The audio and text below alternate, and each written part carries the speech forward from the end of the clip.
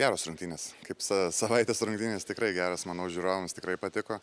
Mūsų fanams taipogi patiko. Na, pralaimėjome, aišku, gražus Roko metimas paskutinę sekundę.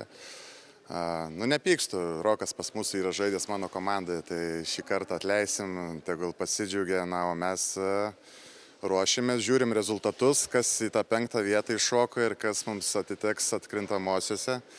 Ir treniruosimės ir stengsimės tenais laimėti. Sakote, Rokas treniravosi pas jūs, ruošiat Roką tokiems metimams ir ruošiat, kad gali būti tas žmogus ateityje, kuris atlieka tokius metimus? Taip, žinoma, visada žaidėjus ruošiame tom būtent paskutiniam sekundėm. Na, aišku, jisai vis tiek, tas metimas turėjo būti kiauras, o ne atšokus nuo krepšio, tai dar truputį reikėtų padirbėti. Kas nepavyko su komandos gynybo per paskutinę tą ataką? Ar matot kažkokių priekaištų, galite pasakyti komandai, ką reikėjo padaryti geriau, kad viskas būtų kitaip? Šiaip iš tikrųjų neturiu priekaištų. Tikrai gerai gynėmės. Porą kartų per tą ataką neišmetė tolimų metimų ir tas prasiveržimas ir vis tiek tas paskutinis metimas buvo per rankas, per Norberto Gigą, tai iš tikrųjų aukštas žmogus. Na ir ta trajektorija iš tikrųjų buvo tokia aukšta metima. Na tikrai mes jau kaip ir pusiau buvom apsidžiaugę, bet atšokus įkrito, ką padarys. Ir Demetriusas Leikas apskritai žaidė regis 6 rungtynes šį sezoną su minusu, per pastarąsias 2 taškų nepelnė šiandien, atrodo 19 sumetė, pataikė tą galimai atrodė pergalingą metimą. Kiek galite vertinti jo pasirodymą šiandien ir kiek jis gali padėti atkrintamosiose, galbūt gali tapti dar svarbesnių žaidėjų ir dar vienas žmogus, kuris gali traukti komandą į priekį? Iš tikrųjų, mano tikslas ir buvo prieš šias rungtynės, kadangi jis mums iš vis nieko nelėmė, tai aš norėjau būtent jį pasitikrinti. Daviau daugiau žaidybinio to laiko ir iš tikrųjų jisai įrodė, kad jisai gali būti tvirtos rotacijos žaidėjas, gali pelnyti tos tritaškius metimus, ko mums trūksta, nes mes esam prasčiausiai metantis visoje lygoje.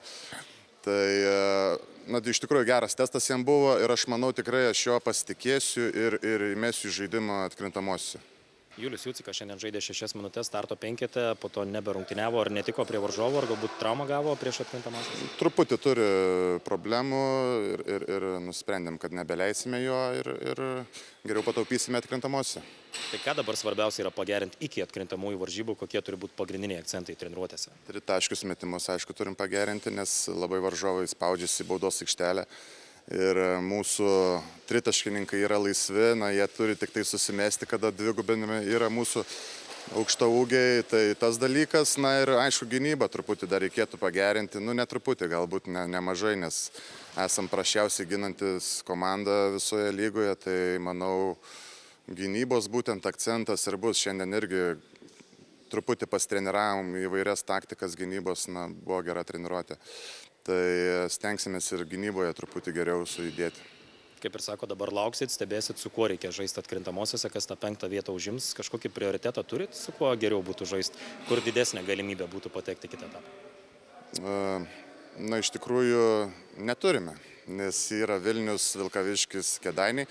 Su visom tikrai esame sukovoję ir prieš Vilnių laimėję, ir prieš Vilkaviškį esame laimėję, prieš Kėdainius po pratęsimo pralaimėję. Žinom, kad su tom komandom tikrai galime žaisti. Galbūt Vilnius truputį tolimesnė kelionė čia gautųsi mums, bet manau, kas paklius, tas bus gerai ir su tais žaisime. Ačiū treneriui jums ir sėkmės atkrintamosiose. Dėkui.